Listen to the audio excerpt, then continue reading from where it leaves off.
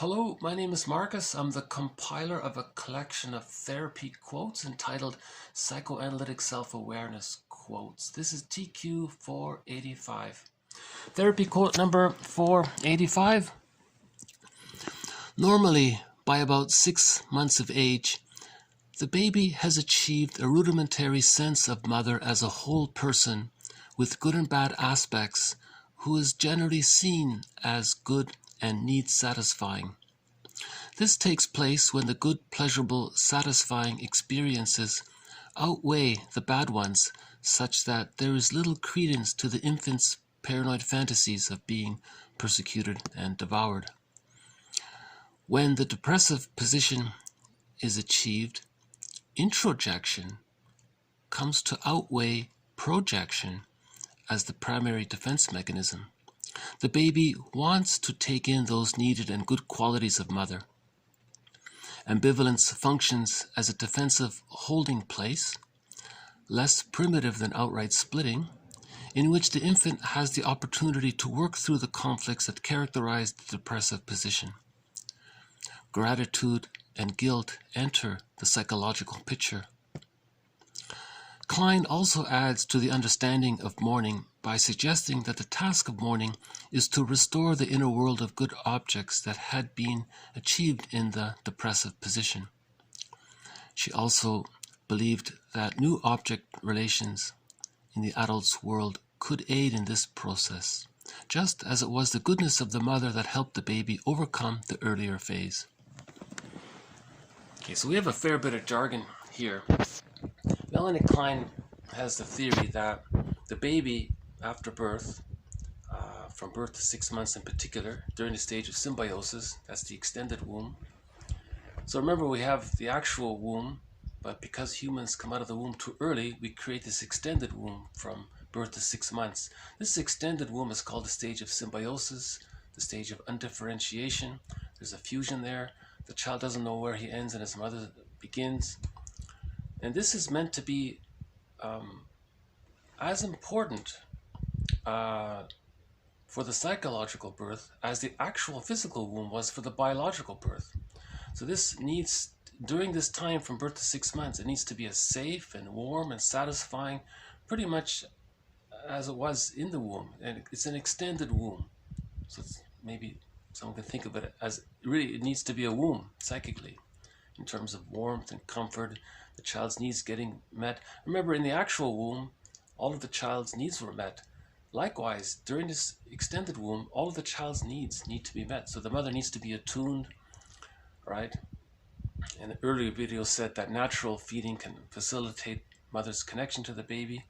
And if she has a secure attachment and she's bonded, she'll be attuned and she can meet the needs right away, instantly, as the baby needs it. And then those loving memories outweigh the frustrating memories.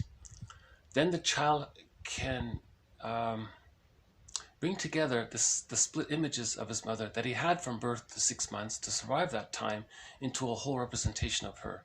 So beginning at 6 months, this whole representation of her develops and grows from 6 months to the age of 3, and same with his sense of self, it coalesces to form a whole representation of the self at the age of 3. So the theory is, Melanie Klein, what she's saying is that the baby has 2 images of the mother in the beginning, from birth to 6 months. The image of her as being satisfying and loving, and the image of her as being rejecting. And if the positive memories outweigh the rejecting memories, the splits come together to form a whole representation. Now the child has the rudimentary foundation for ontological security, basic trust, sense of himself can grow from there. He has that basic thing. Okay, again, so from birth to 6 months, the baby has 2 images of his mother, Melanie Klein theorizes. The mother being wonderful or the mother being very frustrating. So there's a splitting there.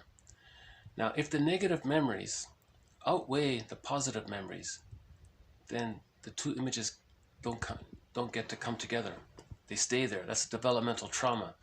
So the defense mechanism of splitting is meant to be resolved beginning at the age of 6 months and finally resolved by the age of 3. But if it's not resolved, if by 6 months the basic image of the mother as being a whole person is not there, and the splitting is still there, that's a lot of pain for the baby. Okay. Now, that's a developmental trauma. How we see that in later life is that the person is constantly projecting the rejecting image of the mother onto non-threatening substitute others to preserve the split. Because the splitting is there because of the deep ambivalence towards the mother, which the child denies. He can't face it. It's too painful. So the way to... all defense mechanisms deal with anxiety. There's huge anxiety with trying to bring the splits together if the negative memories outweigh the positive memories. So to preserve the split, the person as an adult will project the rejecting image of the frustrating mother onto non-threatening substitute others. So the other person is safe, in other words. So now you project the rejecting image onto the safe person, and that preserves the split. So the motive is to deal with the anxiety. He wants to keep the splitting there because he can't bring it together. Melanie Klein calls this the paranoid schizoid position because that's her jargon for it. Because the split is so wide, mother being either all good or mother being all bad, that's the schizoidal. It's so unreal. It's so detached from each other, right? So that detached aspect of it, she's calling schizoidal. And then if the person projects the rejecting image of the mother onto a non-threatening substitute others, there's sort of that paranoid quality to it, because what the person's going to do is look for reasons to justify that other person as being his rejecting mother, right? So he can preserve the split. So there's that secondary delusion. He'll cherry pick, make up an excuse. He'll make up any reason. He wants to believe anything. He wants to believe that the safe person is now the threatening person, because he wants to preserve the split. His goal is to maintain that unconscious ambivalence denied. He can't face the splits because the frustrating memories of the mother outweigh the positive memories. You see? So how he's dealing with it in later life, he's always projecting. Now sometimes he identifies with the rejecting image of the mother, projects his wounded self onto others, and then does to them to communicate what the projector experienced. So he's doing to others what his mother did to him, because now, okay, the person with developmental trauma, sometimes he identifies with the mother. He is the mother. Others are the wounded child, and he's doing to others what the mother did to him. And he doesn't realize that everything he's saying, all of his beliefs, all of his philosophies, all of his excuses and lies and justifications, rationalizations, and on, those are the things his mother told him. He doesn't realize it. So in an earlier video, there was mention to a famous novel from the 60s where the mother exploited the child identified with her, and then he went out to exploit everyone else. And he had all these excuses and justifications and fancy philosophies and on. He didn't realize that it was almost word for word for what his mother said to him. Or if the words were different, it expressed the sentiments of what the mother did to him. It's not to blame the mother. The mother was needed the child to comfort her, so she exploited the child that way. And then the son was to deal with that, to manage that. He identified with her, and because Fairbairn says you have to have an attachment. Bowlby says it too. Yeah, the child must have an attachment somehow, some way. The baby must bond, even if it means identifying with her. You know. So here's the jargon. Okay, it's called if the splitting is still there, that's called the paranoid schizoid position. Now, when the loving memories with the mother outweigh the frustrating memories, the splits come together. Now there's a kind of ambivalence there. Now the child experiences the mother as sometimes loving and sometimes frustrating. So now there's an ambivalence. Okay, that's good. He's holding the tension of the two. He's holding the tension of the opposites, we say, right? So that's now the depressive position. He can feel the grateful, he can feel the frustration. They're both there simultaneously. By the age of 3, he works through it and achieves whole object relations. But the important point is, during that time of ambivalence, the child wants to internalize the positive experiences of the mother, because the positive experiences outweigh the frustrating experience. So he wants to internalize. So he's calling it here introjection. Introjection. He's taking in the positive experiences of his mother. So that's building it up to get to whole object relations. Because the good has to outweigh the bad, so to speak, from the baby's point of view, to achieve whole object relations. So that's introjection. Now, prior to that, when the frustrating memories outweigh the satisfying memories, the person is engaged in projection. He's always putting out. So a self-help author might say, either the person is spewing out hate all the time, that's his projection of his rejecting image of the mother, or he's taking in the good. That's the depressive position, right? That's a overly dramatic, simplistic way. I don't mean it that way, but I'm just trying to teach the point. In the paranoid schizoid position, the person doesn't take in the good. He's always projecting out the rejecting image of the mother onto non-threatening substitutes, and now he's going to express his anger out that way. He's trying to express his anger at the mother. So he's cynical, he's sarcastic, and rude, and whatever, all sorts of versions of it, right? So he's constantly in that mode of putting out his hate because he never internalized enough good. That's his psychic structure, right? Object relations talks about psychic structure. His psychic structure is the splitting, right? Now, later in the quote, it says that she also, new object relations in the adult's world could aid in the process of healing the splits. So in a new relationship, and the person has new good experiences, it can start to heal the splits. So the idea is to take in the good. See, every self-help author more or less says the same thing. Take in the good, enjoy nature. Isn't nature wonderful? Isn't this beautiful? Take it in, train yourself to see the good, right? And build up more and more inner good experiences, because you want to internalize inner good experiences. You want them to outweigh the frustrating experiences. Then the splits can come together. You achieve whole object relations. That's the psychological birth. With the psychological birth, you have access to the real self and the capacities of the real self. It's hard work if a person is stuck in the paranoid schizoid position, because taking in the good, he's too busy spewing out the bad. He's caught in constantly needing to send out the bad because his psychic structure is that way.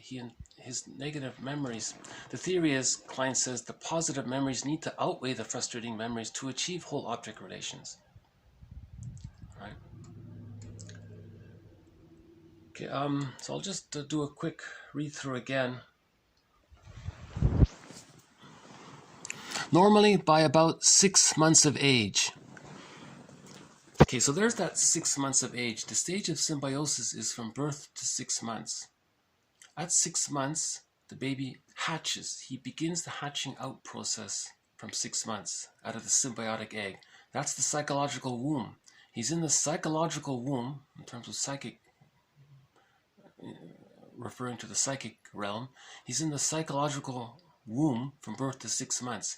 He begins to hatch out of it at 6 months. Normally, by about 6 months of age, the baby has achieved a rudimentary sense of mother as a whole person with good and bad aspects, who is generally seen as good and need-satisfying. Okay, that right there, again, as we mentioned in the previous video, if that doesn't take place and the person's symbiotic needs didn't get met, he can become a hostile, provocative person later on. And that's his attempt to communicate that he didn't get his symbiotic needs met, and he's caught in the developmental repetition compulsion. He has the developmental trauma, and when there's trauma, there's repetition compulsion. But after the age of 5, it goes awry. What he's trying to do is recreate and get his symbiotic needs met. But nobody, as an adult, you can't travel back in time in a time machine to get his symbiotic needs met. So that's why it's called a secondary delusion. Paranoid schizoid, it has all these unreal aspects to it, right? So that's why it's so important that babies get their symbiotic needs met from birth to 6 months, so they can hatch out of it. If they don't get it met, they're going to be that's the moving against people. That's the hostile, provocative style, right? Or there's the a more detached style. I'm not too sure about other versions of it, but the more familiar version of it is in terms of attachment theory, that's the hostile, provocative, insecure attachment style. The person that didn't get his symbiotic needs met, and he's always looking around, scanning the environment. Who can he bond to, form a negative symbiosis with, and get that person to change it and be a positive symbiosis? It's impossible, right? No adult person can be the mother again for him as a baby. You see, that's why it's a secondary. So he's caught in the repetition, compulsion, acting out, right? When you're acting out, that's the Sisyphus. You're doing it over and over again. Okay, that's why we call it dysfunctional or neurotic. He's stuck in the repetition, compulsion, gone awry. It's that broken record we talked about. Bergler says every neurotic carries a record. In every new situation, he plays that record. He's bringing the past into the present. He's playing that one record all the time. Or we talk about it, right? And then mourn it, and then build psychic structure to heal the splits, to achieve the psychological birth, which can be done, right?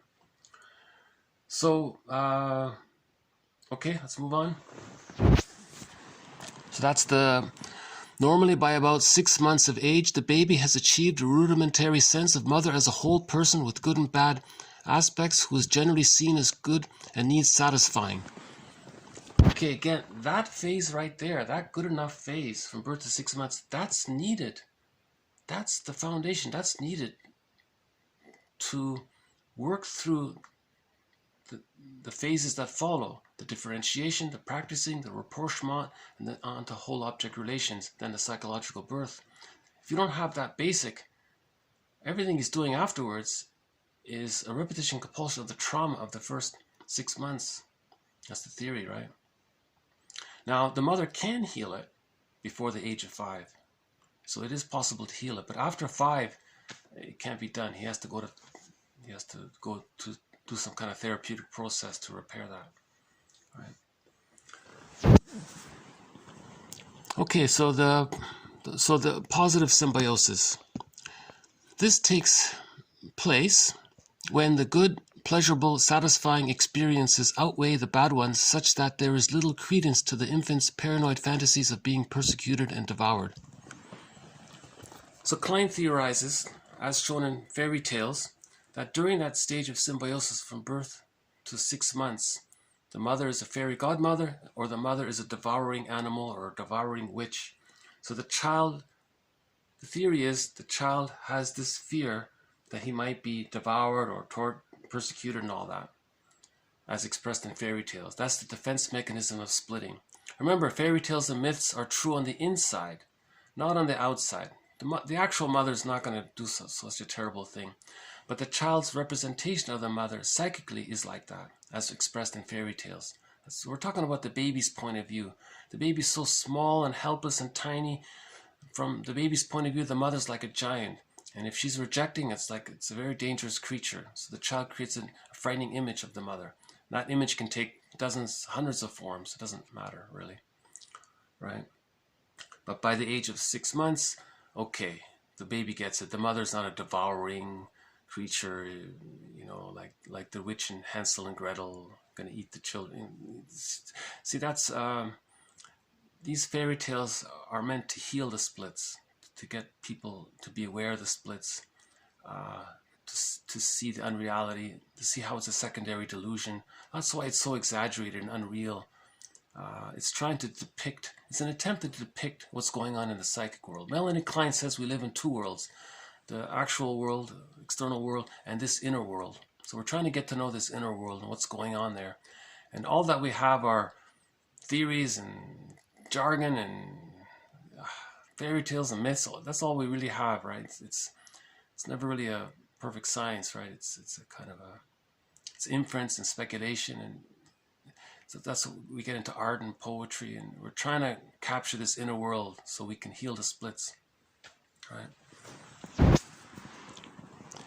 When the depressive position is achieved, introjection comes to outweigh projection as the primary defense mechanism. The baby wants to take in those needed and good qualities of mother. So that's an important point, as just mentioned. Now the baby wants to take in the good experiences of the mother. Because the baby can. He realizes that the good outweighs the bad, so he wants to take in the good. He wants more of the good. Okay, he needs to, he wants to. So now he's introjecting. He's internalizing positive aspects of the mother. But if the mother's rejecting, he doesn't want. He'll deny it. He's forced to in a way, then he splits off and denies it, and then he projects it outwards. So introjection, accepting the mother, okay, in other words, accepting the mother, outweighs, replaces the previous phase of rejecting the mother. By projecting her outwards, that he's rejecting it, that's projection, right? But ultimately, remember, as we said before, projection is meant to show you what's on the inside, right? So there's a key nodal point right there. The person is either caught in constantly projecting, and the splitting is still there, and he's coaxing others to using rationalization to convince himself that the other person is the frightening other, so he can preserve the splits. Okay, so now he's sending out the bad more than he can take in the good. His energy is more focused on sending out the bad than taking in the good. So there's the developmental challenge that the baby goes through. The baby wants to achieve the so-called depressive position, where he can accept both good and bad, that the mother is a whole person, loving and frustrating. The baby wants that position. He wants to get to the point where he can see his mother as a whole human being, a regular person, a fellow human being. She's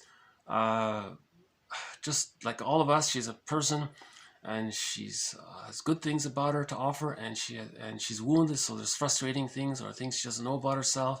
Maybe she's traumatized, she's caught in her existential dilemma, she has intergenerational trauma, so there's some bad coming out of her, so to speak. But so there's both there. The baby wants that ambivalence. That ambivalence is, what did he say?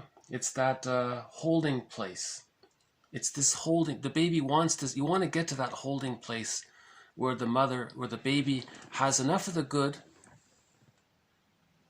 he can accept the good because the bad doesn't crush the good. So he wants more of the good. Now, after 6 months, the baby's going to internalize more of the good. Yes, mother's good, mother's good, mother's good. Okay, his experiences are good. Now, so he maintains the ability to get to the place where he's a human and she's a human, right? Or a whole object, we call it whole object relations. Okay, so humans are imperfect, or good and bad, or a mixture of things, and so on and so forth, right? Ubuntu, we called it. Ubuntu, right? Okay, and we had a whole series of quotes about Ubuntu. We see our humanness in each other's humanity. When I know who I am you, and there were several others. But we're talking about, the focus here is on, with the developmental trauma of the splitting still there, the person is projecting out his anger, but in the so-called depressive position, the person is more about taking in the good and accepting the good, right? So that earlier phase, that's where all the prejudice comes from. That novel we talked about where the guy exploits others, he's sending out the bad all the time because he identified with rejecting image of the mother, you see. So that's coming from that. Klein's jargon for it is the paranoid schizoid position. Normally we just say the splitting position, or in this series I've been calling it the infantile defense mechanisms. All these infantile, immature defense mechanisms like projective identification, splitting, externalization, identification with the aggressor, acting out, magical thinking, grandiosity, narcissism, making rationalizations that justify the projection, right? Secondary delusion. These are all meant to be existential hearsay by the age of 3. Existential hearsay by the age of 3, when the loving memories of the mother outweigh the frustrating memories of her, right? In the depressive position, gratitude and guilt enter the psychological position. See, remember, people with the narcissistic pattern, or people with the symbiotic character disorder, or people with the hostile provocative attachment style, when there's that developmental trauma before the age of, say, 1, let's say at the latest, you notice you don't see gratitude from them. Or if they use gratitude, it's cynical. You don't see guilt from them because they're splitting. They don't feel it. Right? And these rationalizations, they haven't reached that. They haven't reached the place of internalizing enough loving memories of the mother to get to feel guilt. Right? Someone said only the good feel guilty. Right? What he means is only when you've internalized enough of the good memories of the mother can you feel guilty. And then when you achieve the psychological birth, you're doing good things. And the people doing good things can feel guilty because you've internalized the good, right? You didn't identify, and so on. Okay, so in other words, gratitude and guilt enter the psychological picture beginning at the age of 6 months. But you need the positive memories to outweigh the frustrating memories during the first 6 months for gratitude and guilt to enter the psychological picture. If a person doesn't have these two qualities, gratitude and guilt, that's a sign he has arrested development at that split, that the splitting is still there, right? That deep ambivalence is still there. This huge ambivalence towards the mother of her being loving and satisfying, but he denies the frustrating side and he projects it outwards to preserve the split. That's the splitting defense mechanism, right? That's how the baby handles the situation where the mother didn't want the baby, or the mother used the baby, or the mother exploited the baby, or the mother gaslighted the baby, misattuned to the baby, and so on and so forth. Oh, hold on a sec. Speaking of babies, I think this is the baby bird. Oh, and there he goes. Okay. So there's the blue jay up in the tree. Okay. Okay, nice to see him.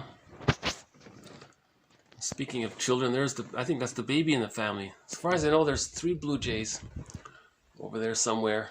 The parents and the one child, I think. So that baby bird is exploring his environment, and the parents are there. He'll return for emotional refueling. Yeah, nice to see the blue jay.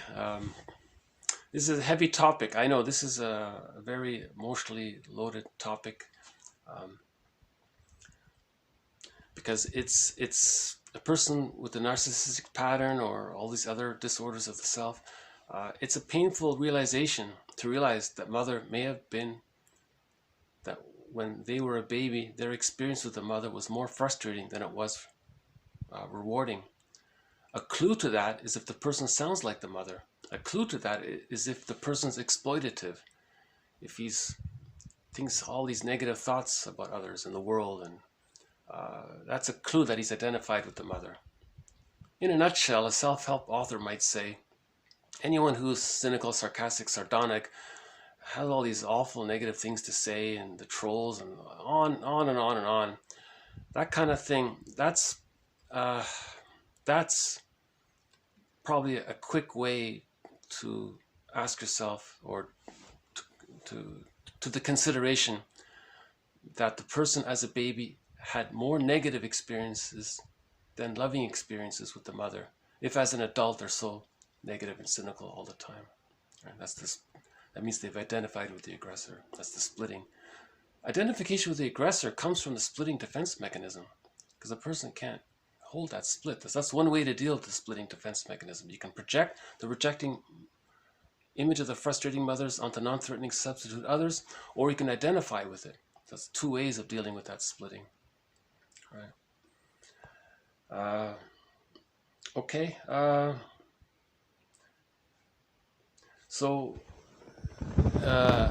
Klein also adds to the understanding of mourning by suggesting that the task of mourning is to restore the inner world of good objects that had been achieved. Now remember, splitting precludes mourning. If the person has that split situation, they don't mourn losses because they never can accept the good.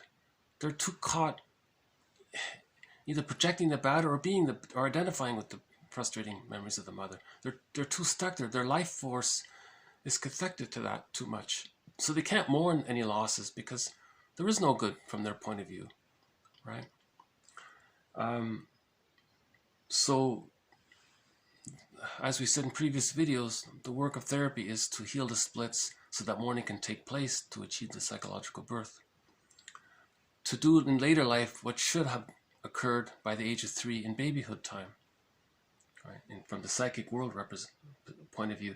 Now, let's say a person does achieve this depressive position, and they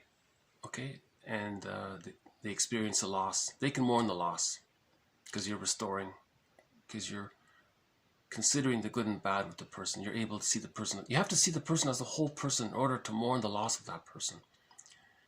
If you still have overly exaggerated positive feelings about it, the other person, that's a reaction formation. The truth is you've identified with the very frustrating memories of the person. That's the splitting. You can't mourn a person if you see them in these fairy tale terms, psychically. Right. Okay, Melanie Klein also believes that new object relations in the adult's world could aid in this process of mourning, just as it was the goodness of the mother that helped the baby overcome the paranoid schizoid phase. So she's saying the splitting that the baby experiences from birth to 6 months, the mother helped the baby heal the splits after 6 months.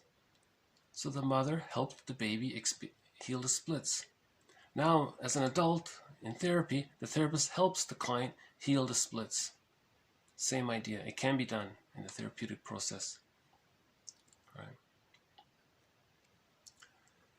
Okay, so again, like Robert Bly says, 30% of what you're about to hear is wrong. It's up to you to figure out which 30%, right?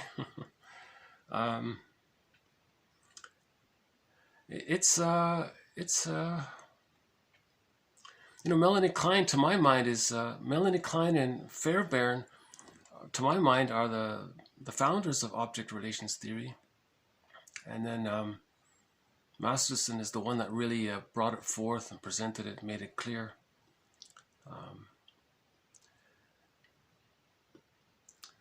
Okay. So I guess I'll just leave it here unless the Blue Jay wants to come by. We'll happily welcome him. So maybe this theory at least offers one idea to why somebody's very negative and glass is half empty all the time, and they're coming from that splitting defense mechanism. They're preserving the split. In other words, negativity is a way to preserve the split because the person can't face the ambivalence, right? Seeing both sides of the picture, and that reflects the ambivalence, and you're looking more for the good. I think one self-help author said that all therapy is looking for the good or something. And there's a song that says, through the fog, see the flowers, like look for the good, so you want to build on our positive experiences. Just keep building on all the, that's why many self-help authors, wasn't there a whole boom of self-help books on gratitude journals? Weren't there like a flood of them that entered the market? Keep a gratitude journal. Every day, list 5 things that you're grateful for. The question was, what's the best thing that has happened to you today? So maybe I'll end on that question. I'll speak to you directly, if that's okay. What's the best thing that has happened to you today? And pause with that and try to try to think about it. Never mind how I asked the question. Just focus on the question, not on me, okay? So the question is, what's the best thing that has happened to you today? So the best thing that has happened to me today, I might say the blue jay appeared. That's the best thing that has happened to me today. I can think of others, but that's the first thing that comes to mind. So that's what you want to do. In your journal, you say, the best thing that has happened to me today, the blue jay made an appearance. Saw his beautiful colors. He checked out what food was available, and then he flew off into the tree, and maybe he'll come back later. So just keep that journal. What's her name? Arian? Angelise Arian. Indigenous person, right? First Nations woman teaches about gratitude. Just keep a gratitude journal. Keep introject. Keep taking in the good. Keep taking in the good. If you're finding it hard, that now you're aware that the splitting defense mechanism is preventing you from doing so. So the goal is to heal the splits, to mourn the loss. Face that ambivalence. Face the truth. The truth will upset you free. If the mother did provide more frustrating experiences to the person as a baby, interview the mother, find out about her. Reparation of the other leads to reparation of the self. Like the Bruce Springsteen song, like that intro he gave, you see your parents as people caught in their existential nets. When you get to that place, you can start to heal the splits.